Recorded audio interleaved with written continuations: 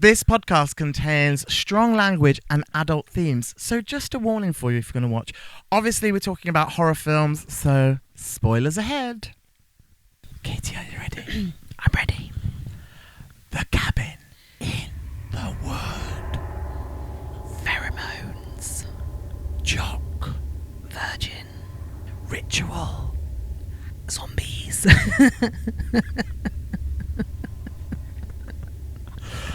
Redneck zombie fam. Zombie redneck torture family. Aquaman. Mermaid.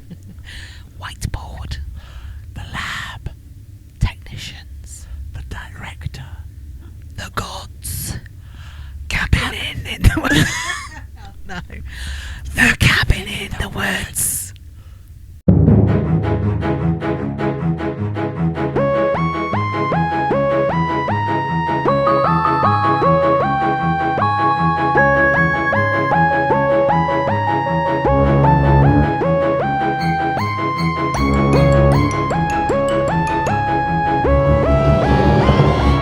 Hello everybody, I'm Mike Woodhams. And I'm Katie Long.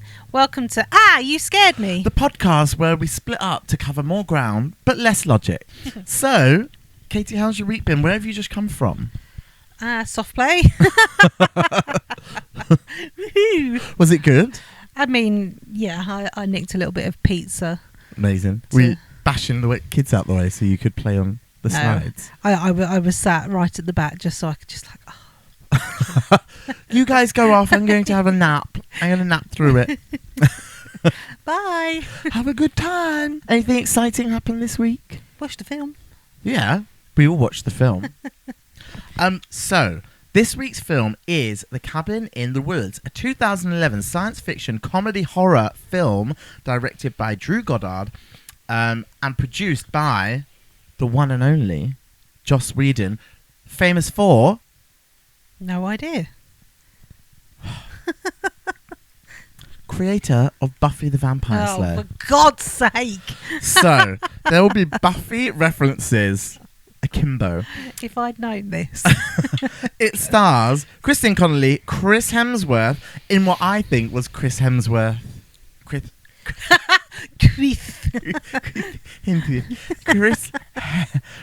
Chris Hemsworth's like what's the word I said earlier? Chris Hemsworth like You want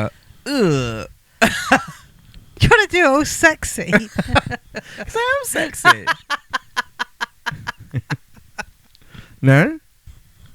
You're not meant to have a lower cut top than me. Do you not like this top? It does look like something I own. Do you not think it displays my clavicles most beautifully? What's a clavicle? Collarbone. Have you got like some kind of pec implants in today? No, Han, like these are them. And also your nipples aren't sticking out like normal. They are. They are. I've just sellotaped them down. Oh, that one is actually. How about now? Yeah. So this film's described as a love letter to fans of all things horror. It's a parody horror about what makes the genre work. And what I didn't realise when we'd agreed to watch this one, that it wasn't The Evil Dead. When we talked about watching this, in my head I was thinking Evil Dead. Right. Well, 50% Evil Dead, 50% Cabin in the Woods. And then I watched it and I was like, this wasn't the film I was expecting. Yeah, it's a different film. But it parodies Evil Dead a lot. Yeah. Which is probably where the confusion came in. Yes, it does parody The Evil Dead. Give us a quick overview. What's it about? So it's a group of friends going away for a weekend to chill out. Yes. College students. Yeah. All slightly stereotypes. That'll get explained a bit more later in the film. And they're going to one of the cousins of the group's cabin that they've recently acquired. One of the cousins of the group's cabin. One of the group's cousin. Z. No, just one. One of the group's cousins' cabin. Yeah. The cabin of one of the group's cousins. Kurt's cousin's cabin. Yes! Perfect. Yeah, so they're off to Kurt's cousin's cabin where they fall victim to all these different monsters and things like that, and we find out why. So we've got Curt, we've got Jules, his girlfriend. Yeah. We've got Marty. Yeah. We've got Dana. And Holden. Yes. So we've got these 5 friends. Should we go for it? Yeah. Let's do it. The film starts and we're in this lab underground. Yes. We meet these 2 technicians. They're talking about, you know, how they hope that the night goes well and all of this. And already you're a bit like, what? What is this? Yeah. What? Now, I need to say, just before it starts, there is, in Buffy the Vampire Slayer... I didn't know what I was letting myself in for. Buffy season 4. Yep. There is this thing on the college campus called the Initiative, and it's like a private military group who are getting monsters, vampires, demons, all of this sort of thing, and doing tests on them. And to me, it is very reminiscent of the lab in this film. It's almost like the Initiative in Buffy the Vampire Slayer is them catching all these monsters and stuff, and the lab is like the evolution of that. What happens after we've caught all these? Sounds a bit X-Men to me. No.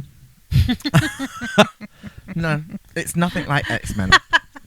Sometimes I think you haven't watched Buffy the Vampire Slayer at all. No, I haven't. Not Why? a single minute. We should do we should do one of these on an episode of Buffy. I think your mission throughout recording this podcast is going to be to try and convince me that Buffy is worth 5 minutes. 100%. I have Andrew's been watching it all with me. This film or Buffy? Buffy. God, and poor man. No, he did love it, and then we got to season 6, and then he got upset, and so now season 7's a real slog. I'm having to convince him. How many seasons are there? 7. This is the last one. He's doing well. Anyway, so we meet these people in the lab. I guess as someone who's not watched the film, you go, "What's that about?" Well, I don't know. I think at that point in the film, you have to take everything with a pinch of salt a little bit and just go with it. Yeah. See what's going to happen. Yeah. But all we know, we see these 2 technicians in the lab, and they're preparing for something, aren't they? Yeah. And we're a bit like, what? This doesn't really fit with the film. Then we flash over and we meet all our students, like you say. Yeah. Curt, Jules, Dana, Holden, Marty. Yes. Yeah. So we meet all of them for the first time. And they're basically getting in the caravan, the Winnebago. Yeah. If they're going to a cabin in the wood, name of the film, why? But they've got like a Winnebago. Why don't you just go and stay in that somewhere? Yeah, and it's probably nicer than the cabin that they go to as well. There's nothing there's going to kill them. Yeah, well, but even without knowing that, yeah, the cabin is shit.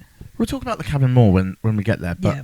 It must be, right, when they rock up to the cabin, it looks tiny, but it must be huge. Whose van is that anyway? Yeah, that is another good question. Like, rich college students have I couldn't even afford a car at school. Yeah. I mean, a car. Sometimes I couldn't afford to eat, let alone have a whole camper van. I mean, I assume it maybe is a family members, but they don't bother going into that, I don't think. Oh, I wasn't listening enough. Yeah, another mystery family member. Yeah. But like you say, we've met all these characters, and they're basically all horror movie tropes, aren't they? And we sort of learn a bit later why that is. Yeah. So, we're at the cabin. They're all acting a bit, very now, I would say, stereotypical. And I think before this, we've sort of seen, basically, the people in the lab have mentioned that they've been pumping chemicals into the cabin, and they basically primed these 5 people to make them these horror movie tropes, haven't they? So they are trying to create the whore, the athlete, the scholar, the fool, and the virgin. Yes. And there's mention of things like the hair dye, the whore. Yeah, that Jules has, and is supposed to make her a bit stupid and dumb blonde, like they say. They said that, not us. Yeah. But there's reference to that. But also, kind of in the lead up to getting to this cabin, you've already gone through a number of stereotypes. So you've got, I mean, actually, looking back at this, it covers some of the things we've already covered in previous episodes. Yeah. gas station that's not got any gas or is unfriendly and a bit which spooky. later like the gas station attendant is calling the lab, isn't it? And like they're all taking the piss out of him. Like that's the comedy things. Have you got me on loudspeaker? Yeah. That's like really rude. He's really serious. Yeah. So we sort of have like met these, but they decide to play a classic game of Truth or Dare. Truth or Dare. Did we ever play Truth or Dare? We probably did. I feel Yeah. that you and I might have played Truth or Dare, just the two of us, which doesn't really count. There was definitely an occasion where I remember ending up stood there stood in front of you in a pair of your knickers. And it's like... I don't remember. Do you remember that? No. I think I was in your bedroom and I was in a pair of your underwear, but it was definitely like we were playing Truth or Dare. Are you sure we were playing Truth or Dare? You were just like, can I try these on? It was probably Truth or Dare, and it was a dare for me. And I was like, why don't you dare me to? Why don't you dare me to try on your underwear? And you're probably like, no. Yeah, I plugged it out.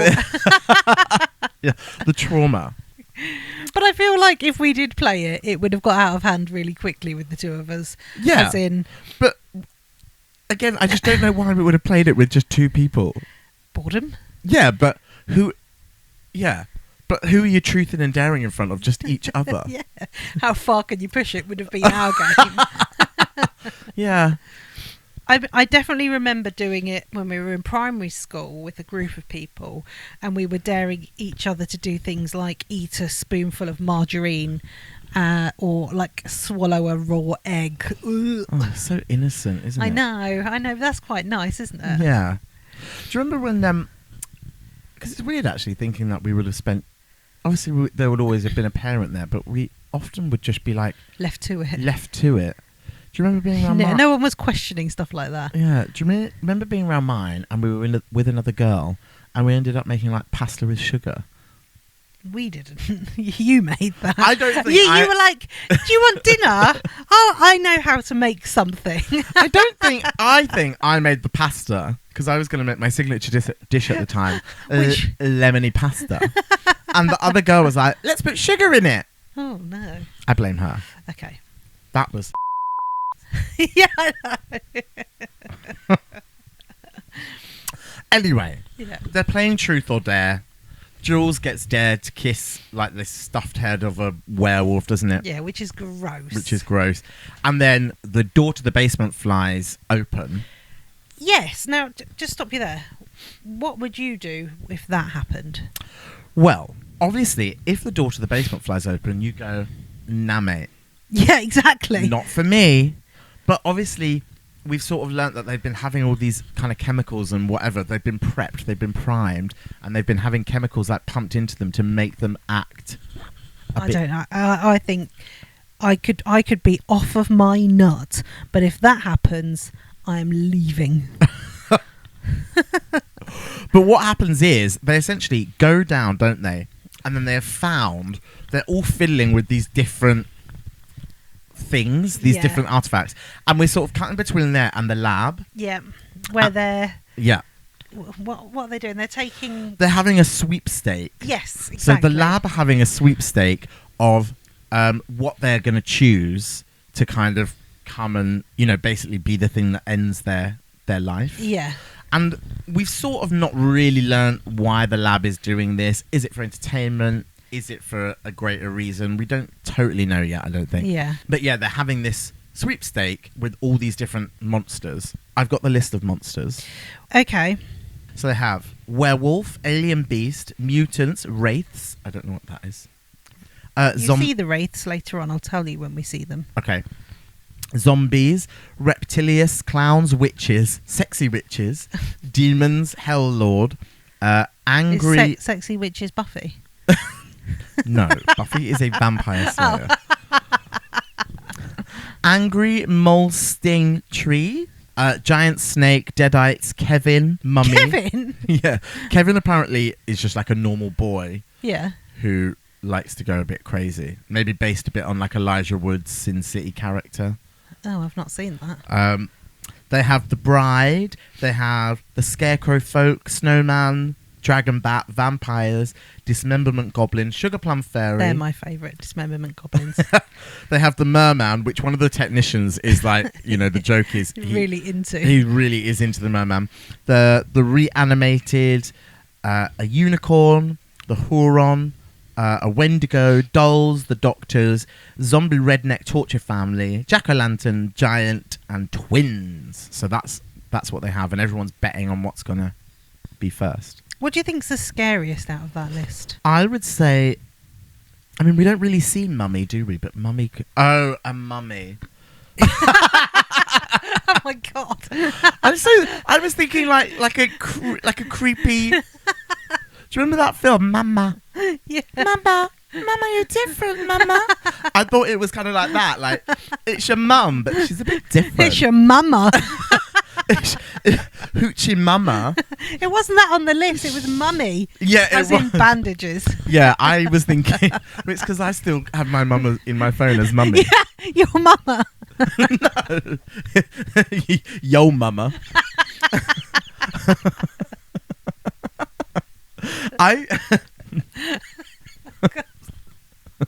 Yeah, so a mummy. Yeah. Right. Yeah. So okay, not that. I think there's a bit of it's a bit uneven because there's some that are groups. Yeah. Like the one they end up selecting. Yeah. That's going to be harder to escape from or fight off. Yeah. Than a singular. If it, for example, I thought it was Aquaman, but it's obviously not. It's Merman. Aquaman. Jason Momoa just coming after you. Merman, did you say? A merman, yeah. I feel like that wouldn't be too difficult. Well, yeah, especially if you're not in the water. Yeah. But I guess then they would make it so that they all went in the water, wouldn't they? And Yeah. The merman came and got them. But ultimately, they are kind of playing with all these different items, aren't they? And you kind of see, later you meet some of these beasts, and one of them is like a ballerina in a box, so that obviously would have been a creepy ballerina. Yeah. And there's like this kind of ball thing. But yeah, it's building tension as they're selecting. Eventually, Dana starts reading from this diary, doesn't she? Then she stupidly at the end goes and says The Latin. And it means that the winner of the sweepstake is zombie torture redneck family, Which the maintenance crew had picked. Maintenance in the crew had, sweepstake. Also, and Ronald the intern. Oh yes, yeah. Where's Ronald the intern They from? toozed up on it. Andrew Lenk. Where's he from? I don't know. He's in Buffy. Oh. But yeah, so they basically, that is who they've chosen. They have chosen the Bruckners. Buckners. The Buckners. Yeah. They have chosen the Buckners. Yeah. The zombie redneck family, the Buckners. Yeah. Now, do you know who's in this family?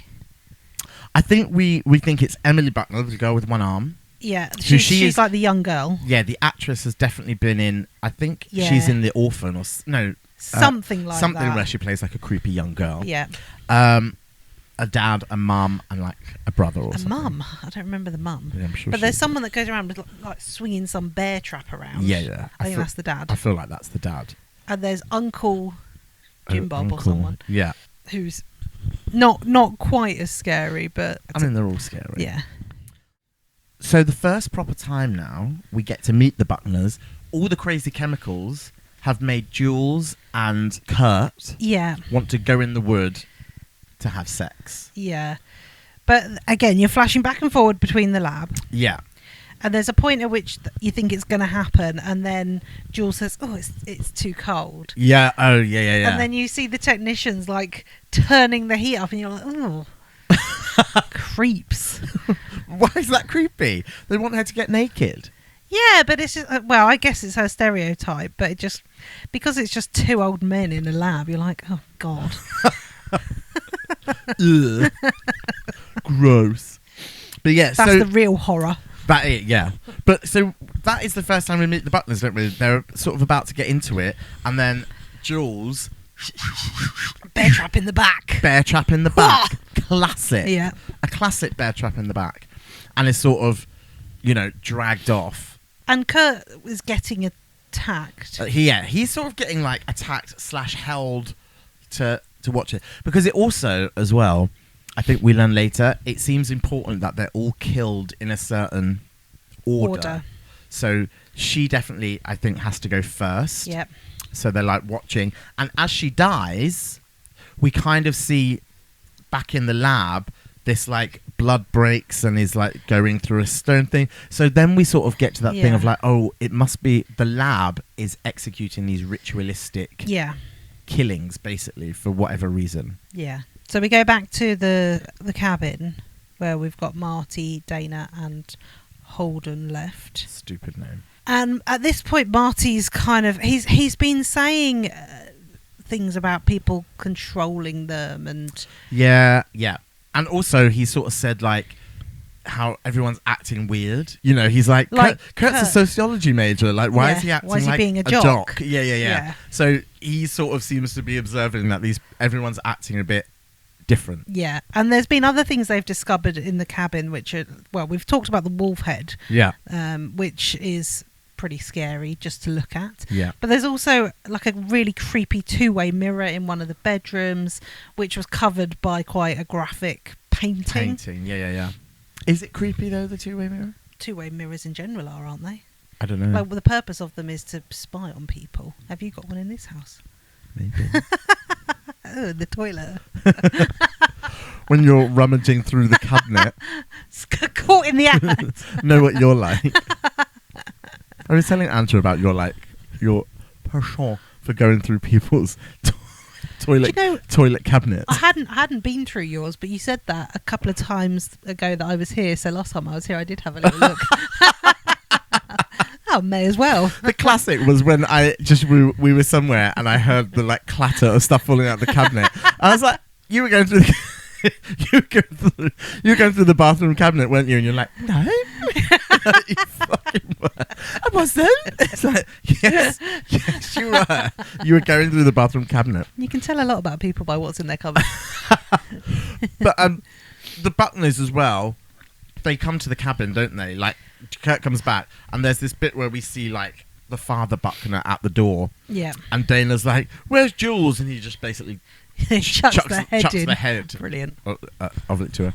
But essentially, they've barricaded themselves in the cabin. Yeah. And then, you know, they're like, let's stick together. And they go off. And then, you know, we get another spray of pheromones from the lab. And then Kurt's like, no, actually, it'll be better if we all split up. Yes. And then they all go into their separate rooms. Yeah. Then we see Marty gets got by the uncle through the window and he gets dragged off into the woods. Just after he's found a hidden camera. Yes, he's found a hidden camera. Yeah. He's found a hidden camera. That's kind of the crux of it for him. He's been suspecting it all along, and now he's found this. He's like, right, something's up here. What would you do if you found a hidden camera? Like, you're in one of your hotel rooms. Yeah. You found a hidden camera. You would just face it towards the wall. Well, what would you? What are the options? But the thing is, right? If you find a hidden camera in a room, hotel or otherwise, it's probably not the only one. And unless you've got any way of finding the others. Yeah, but so what's the point in turning it around then? Well, at least you know there's one not watching you. Would you not be a bit curious as to like what you, Katie Long, have got that someone wants to observe? No, I'd just assume it was perverts. So yeah, I think if I then found a camera, I would just be extra cautious. Go to the toilet with a coat over my legs. Just in case. Yeah, but what if the camera's in the toilet looking up? Oh, God, I wouldn't have even thought about that. And now that's what I'm going to think about. I better make sure this camera can't see anything. I want my payout for this. Yeah, your OnlyFans. Yeah, exactly. We'll talk about your OnlyFans another week. That I'm trying to build Launch. Launch. Skipping forward, eventually they decide, the three of them, Dana, Kurt and Holden, they're going to make a run for it. They get in the old Winnebago. They decide to just drive off. The most logical thing. And then down in the lab, they realise the tunnel is still open. So, you know, they have to like... What was that about? Because they have orchestrated everything, they were supposed to explode the tunnel, so there was no way for them to leave. And they realise that the tunnel, they can still leave. So they're trying to block that exit so they can't leave. No, I know, but so that was maintenance's job. Yeah. And there's something going on in the lab where they're like, oh, we didn't get the message. And it's like, why? Yeah, and it's like the system isn't working, so he's trying to make it work, and they get this explosion. But do they ever explain that? No, I think it's just one of those things of like, you know, sometimes that's what happens. Yeah, when you're on the job, things go wrong. I mean, the bit that I sort of like about this, because it explains a few other bits. Yeah. Eventually, Curt decides he's going to try and jump this ravine, doesn't he? There's this big ravine, and he's like, I'm going to jump it on my bike. On a motorbike that was on the back of the Winnebago. Again, why? Yeah. Yeah. And as he goes to jump, he just like smashes into this force field thing, doesn't he? Yeah. And then falls. Which we saw an eagle do on the way in on the other side. Oh, did we? Yeah. I missed that. I Yeah. might have blinked at that bit. That was when they were going in through the tunnel. Right. And the eagle was kind of flying on the outside and it just went... Okay. Yeah. But yeah, you sort of see him like hit this force field ragdoll and fall down. You're like, oh, so they're in some force field. Yeah, obviously. Yeah, duh. So this is how they're able to control the temperature and the weather. And at this point, I was kind of like, this is a bit like horror Truman Show. it is very horror Truman Show, though, isn't it? Yeah. But part of me goes like, do you think... Here's a question. All the stuff that's happening to all the characters in this film, do you think it exists just within this film, or does it make you go, oh, maybe that's what happens in all horror films then? They're all being... No, it didn't make me do that. Oh. Because part of me then goes, is this supposed to be the answer to all horror films? They exist within this thing, and they're always being... Because that's why you always have the same tropes and whatever. And they're always being made to be a sacrifice by this lab. But this is just the first time we've got to see the lab. Well, I think this is the part where you also realise it's not just happening here. Yeah. They're also doing another in Japan, another in... I think there was one in Barcelona. Yeah. And a couple of other major cities, and at this point we start to see some of them are failing as well. Yeah. So they're doing it all around the world, but the different places around the world are focusing on different types of horror tropes. The American one is like slasher tropes. Japan is Japanese horror rituals like The Ring and The Grudge, things like that. Yeah. Stockholm is a disaster ritual, so like natural disasters. They show you Madrid, Spain, which is where like a gothic horror with this big castle on fire. But like you say, they're all failing.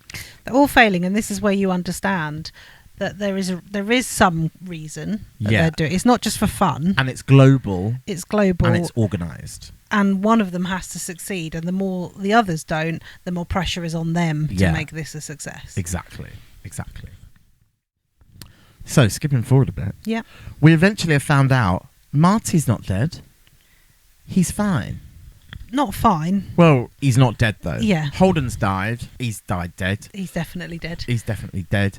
And actually, we see that one of the Buckner family has got hold of Dana.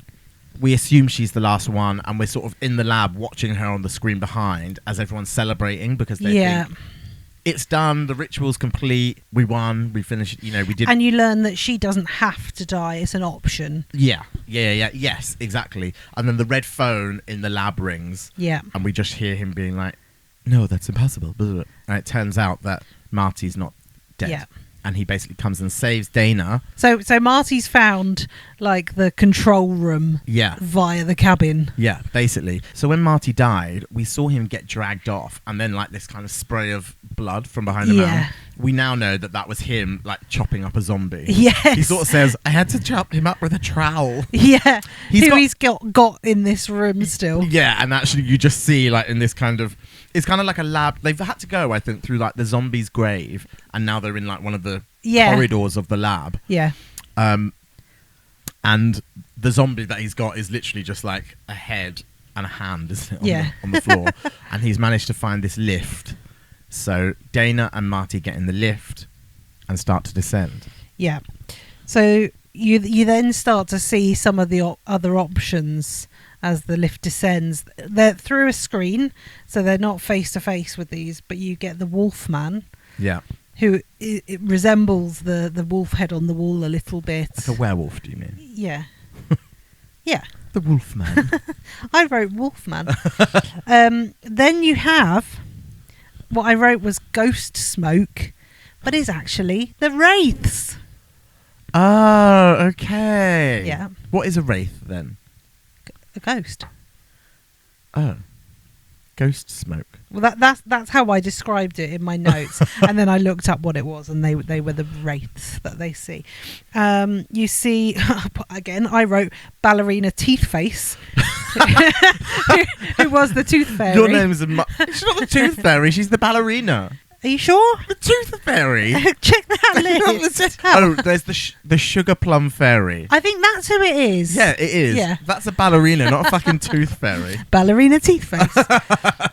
And then the last one that they see, I put Blade Head. He's like the Hellraiser. Yeah, so that's the replica. Hell Lord, who is basically based on. Yeah. But you sort of see it, and you kind of, you know, we and Dana connects them to things that they found in the basement. Yeah. And they're like, we chose. What do you think you would have chosen? Probably the Blade Head. But not as in because you're like, cool, but like of all the artifacts. The thing I would have been, that's what, I'm quite fidgety. I like things to fiddle with. I would have been going for that. And like set playing it with off. balls. Yeah. Yeah.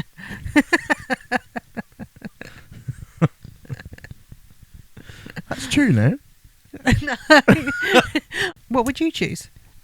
I think I probably would have got into we see the ballerina box, don't we? Mm. See, my mum used to have a ballerina jewellery box like that when I was little, and I was obsessed with it. My daughter's got one and it does my head in. Oh, does the ballerina spring? Yeah. I love that. I used to turn it and it'd be like... And I'd be like... Did you also do that to those door things? Yeah. Love that. I could spend... You obviously didn't have them at your house. No. No, yeah. Spent all day. Simple child. I know. Just that sound. Yeah. It was a good sound. Great. But yeah, so they've basically gone into I don't know, like a lobby. Where all the lifts are. Where all the lifts are. And they get their way into the control room. And to get away, they basically just slam the emergency thing. Yeah. And when we have a moment of silence as the lifts go. Ding, ding, ding, ding. And then all these animals fly out. Everything's released. Brilliant. Yeah. The next part of the film is watching all these things that we've maybe seen on the whiteboard kind of coming around and just killing people. What was your favourite death in that part? That's a really good question. I mean, the shittest one is the unicorn. Yeah. Unicorns are supposed to be fun. Yeah. Yeah, so that's not scary, really, is it? I mean, being impaled by it would be a bit like, ooh, shit. But yeah, owie. Yeah, other than that, you wouldn't be going, oh my God. Yeah, a unicorn. Yeah. Yeah. Obviously, the guy that's obsessed with there's an explosion, isn't there, in that room, in the control room, and the technician that's obsessed with the merman. With Aquaman. with Aquaman, with the merman, and you just see him lying, and through the smoke, this blob. This blob. And the merman obviously looks disgusting. It's not anything like I thought. Apparently, the actor playing the merman sort of just would have to lie there and be ferried around in a stretcher. Oh, because he couldn't. He couldn't move. But yeah, so that's how he dies. So then we get into the kind of the depths of whatever this place is. Yeah. And you've got Dana and Marty faced with the director. The director, played by Sigourney Weaver. Sigourney Weaver. So she's literally in it for a hot minute, isn't she? Yeah. I mean, at that point, I was kind of like, oh, what's going to happen now? Thinking. Yeah, we've got another hour left. Yeah, must be. Now that the famous person's in it. Yeah. But the director basically explains, she's like, it's a ritual for, there's giant gods that live underground. Yeah, this is life or death for the entire world. Yeah. And if you don't die in the order that you're supposed to, we're all going to die. Yeah. So essentially at that point as well, they're like, Marty has to die. Yeah. That they have to die to appease these gods. So we now know that it is an apocalyptic event, basically. Mm. And what do they decide to do? Well, Dana for a moment looks like she's going to go through with it and kill Marty. Yeah. Do you think she actually is going to kill him in that moment? I think she had intentions to. I think she does. She's like, I'm sorry. And then the werewolf appears behind her and he's like, no, I'm sorry. He sounds a lot like Scoob, doesn't he? Yeah. He's very like... I love the way shaggy. he kicks the girl off the edge as well. Yeah. That was a bit Squid Games. yeah. Essentially, they end up getting rid of the director and then they're like, I guess we just wait for the end of the world. Yeah. Which is what they do. And how does the film end? Big giant hand. Whoosh. Yeah. Smash. Up and out. And that's sort of the end of the movie. We're going to take a little break and we'll be right back. So it is now that part of the podcast where we take a look at some of our favourite lines and then we're going to try an AI script based upon the film The Cabin in the Woods. Ooh. So, favourite lines? I've got a couple. Earlier on when Marty pulls Dana into the control area, I think one of the guards, as they get out, attacks them and the zombie distracts it and he goes, good work, zombie arm. I thought that was quite funny. He gets his face. He's kind of aligned himself with the zombie there. Marty, I think, has all the good lines. Yeah. There's a bit where he's like, I'm drawing a line in the fucking sand here. Don't read the Latin. And then you just hear this whisper going, Yeah. sort of like looking round. Because the reason Marty's obviously a bit of a stonehead. Yeah. The reason we find out that he's immune to everything is because the weed that he's been smoking has made him immune to all of their things, isn't it? So he's the only one aware. There's also right at the very end, just before the end. I can't remember whether it was Marty or Dana, but they go, giant evil gods. I wish I could have seen them. And then that's right when they get killed. Or Dana's great line, I don't even think Curt has a cousin. yeah. Which kind of just shows you like how orchestrated it's all been. The thing is you realise it is, I'm going to reference Scary Movie again, it's really similar in that sense that it is taking stereotypes and just taking the piss out of a whole list of horror films, but it's just slightly more subtle. Yeah, and I think actually, it almost feels like it could be out comedy, but it's just so gruesome. Yeah. Like, it's, the deaths are so explicit, that's what makes it not pure comedy. Yeah. From lines that are the best to an AI script we're going to test. From lines that are the best to links that are shit. It's AI script time!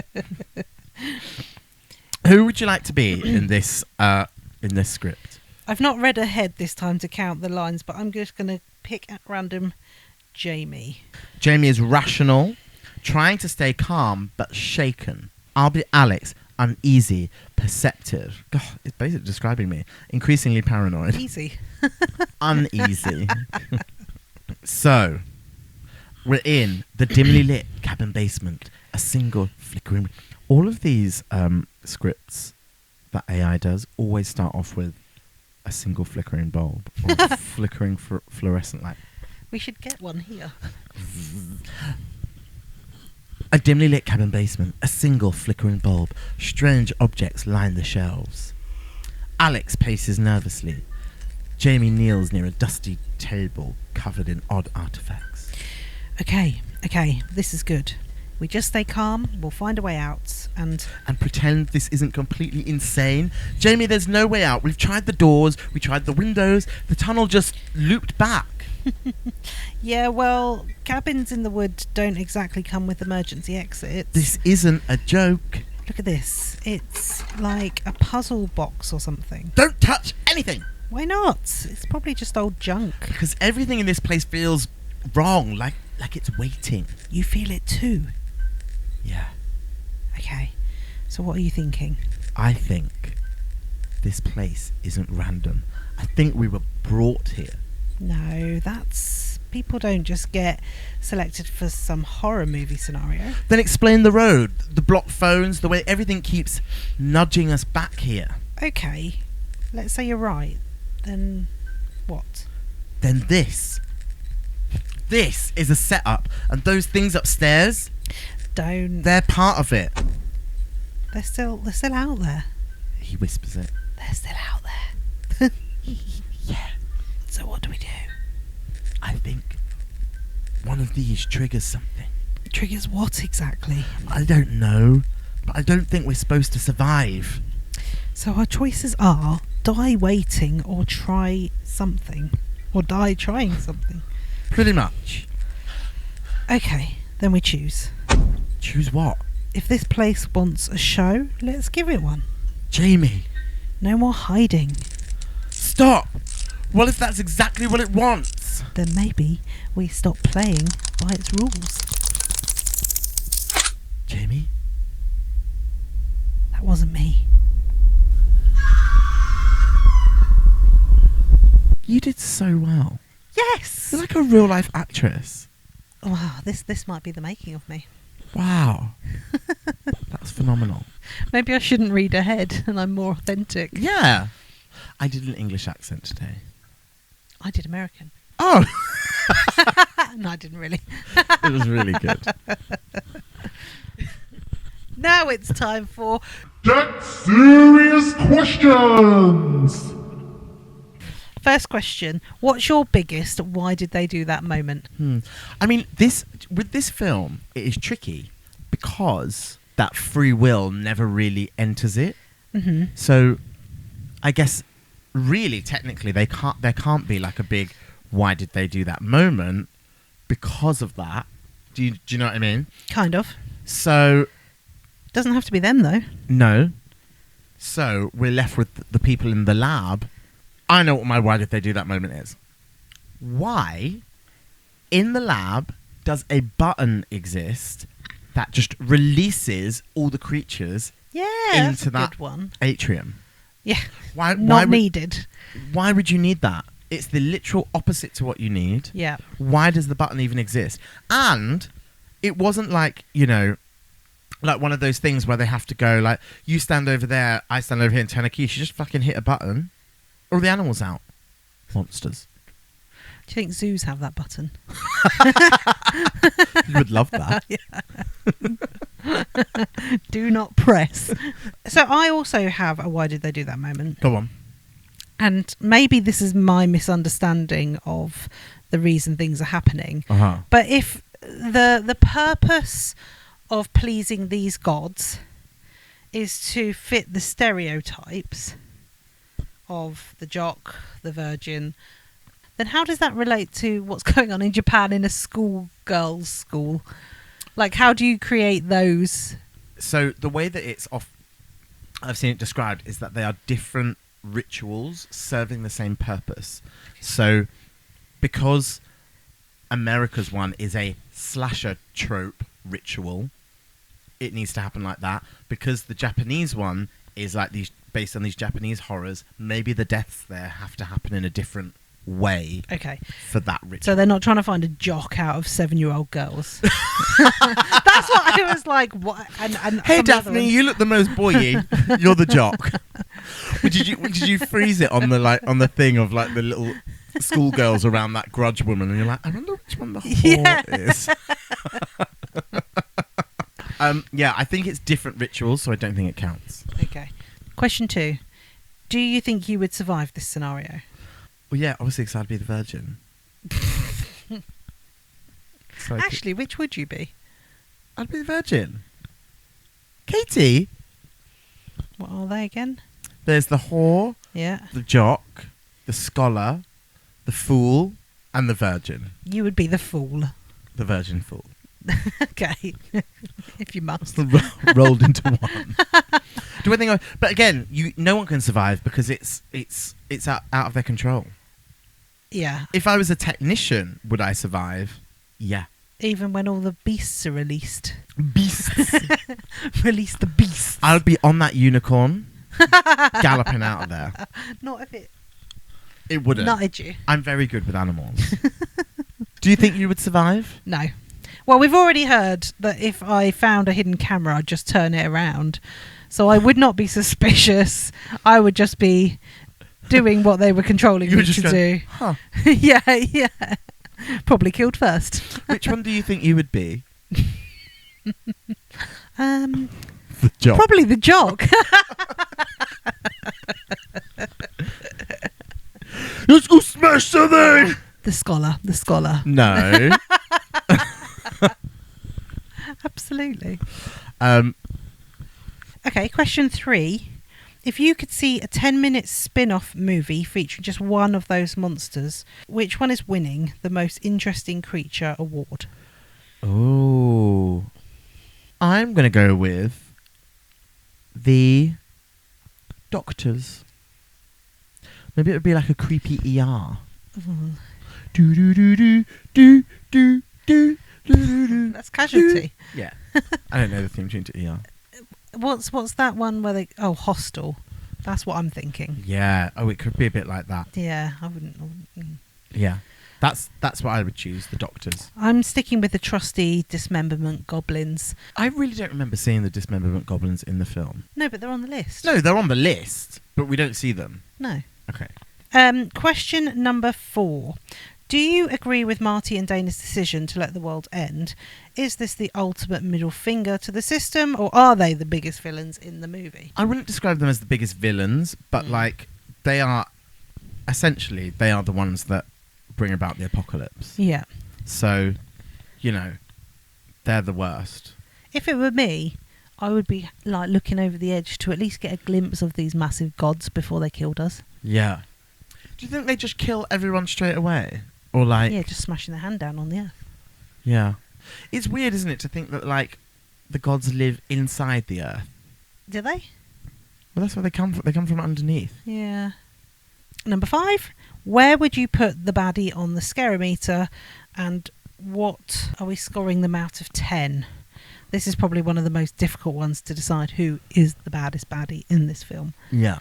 Yeah, so I guess the baddies, we have to say, are either the lab Yeah. or the gods, who the lab works in service of.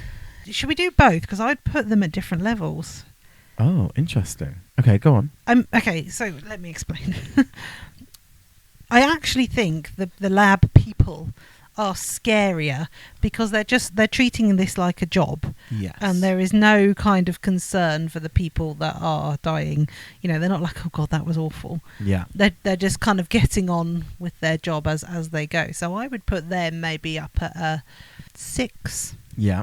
in terms of scariness. Okay. Whereas the gods, if you're all going to die, they're not that scary. That's what I was thinking. I was like, the gods, right? I know that they're like gods, but we're all dead, so it doesn't matter. Yeah, who cares? Whereas the lab has potentially been doing this for hundreds of years, thousands of years. We don't know. And like you say, they're kind of very like methodical, very whatever. So I think the lab is scarier. I would probably rate the lab because as well they have this catalogue of animals. I would rate them an 8. Okay, well let's stick them in at 7. Lab. I reckon 7's about here. Yeah, and gods. I'm not putting the gods on there. Okay. Yeah. Yeah. The gods. The gods get a free reign. Okay, final question. What made you go, you scared me? I found the Buckners, the Father Buckner, with a little bit of Father Buckner. a little bit of backstory and the bear trap. That was pretty like... Ew. Yeah, I guess it's kind of, if we're talking about like, the scariest bit within the film, which obviously we are because we're talking about that film. Yeah, I guess I would have to say that bit is when Jules gets got, because she's the first person we see kind of get executed, isn't she? Or maybe also, although I don't think you see him kill anyone. The Hellraiser. What did you say his name was? Hell Lord. Father Hell Lord. Because when they come across him in the lifts, he, like, most of the baddies are quite enraged. Yeah. He's not. Yeah. He is quite calm and starey, and that makes him even more like... Yeah. Is that more scary to you, calm and starey? Yeah, definitely. Are you scared now? You're blinking too much. Oh, sorry. And my pupils aren't just all black. Yeah. So have you come with any real life examples? Yeah, so the government is actually releasing... What? No, there isn't any real life examples. I mean, the closest thing I could find is... so the director, Goddard, he grew up in Los Alamos, New Mexico, and it was a town built near a nuclear research lab. He sort of said, it was very much that people leading ordinary lives, these ordinary office workers, while sort of underneath their feet, there were these kind of... or trying to avoid these world-ending catastrophes around this nuclear plant. So I guess that's the closest thing. But like I say, you sort of see it in other things, don't you? Like I said, Buffy, you have the Initiative. Get out. You also see it in series like recent ones like Severance, where, it's people in suits going underneath to operate these kind of mystery things for reasons we don't know. And it's kind of all very like normalized. And... these extraordinary things are made to seem very corporate and boring. But yeah, there's no like direct. Well, that leads on to the final question: is if you enjoyed Cabin in the Woods, what would you recommend as another film or series to watch?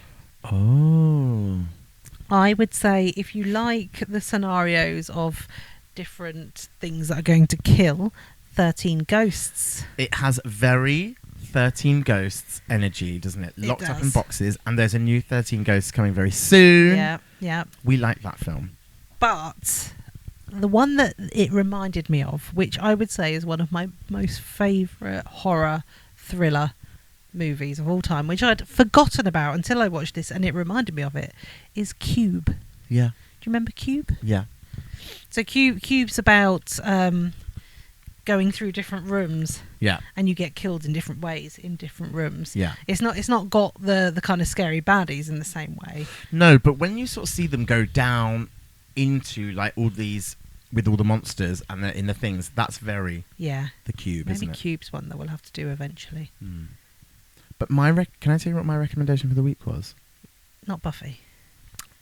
I mean, Buffy is a recommendation all the time.